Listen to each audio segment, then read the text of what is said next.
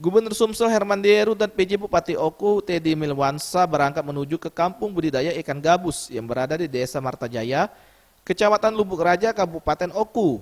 Hal ini merupakan salah satu program yang dicanangkan oleh Gubernur Sumsel, yakni Gerakan Sumsel Mandiri Pangan atau GSMP. Di sana Gubernur Sumsel dan PJ Bupati Oku melepaskan bibit ikan gabus serta memanen ikan gabus secara simbolis. Hal itu juga menandakan kampung budidaya ikan gabus di Desa Martajaya diresmikan. Gubernur Sumsel Herman Deru mengatakan, kampung budidaya ikan gabus di atas lahan seluas 1 hektar masuk dalam program GSMP, di mana mengubah mindset masyarakat dari konsumtif menjadi produktif. Ikan gabus ini banyak manfaat dan kegunaannya.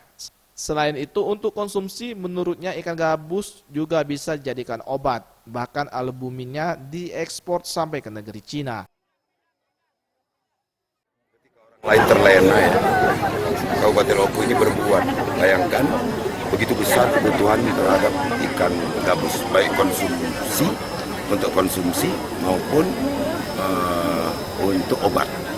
Ini albuminnya sampai diekspor ke negara Cina, saking baiknya mutu dari gabus Sumatera Selatan ini. Jadi saya berharap Batu Marta ini, Lubuk Raja ini di Kabupaten Oku ini menjadi pelopor bagi kabupaten-kabupaten lain di lain pengembang dalam pembudidayaan ikan gabus.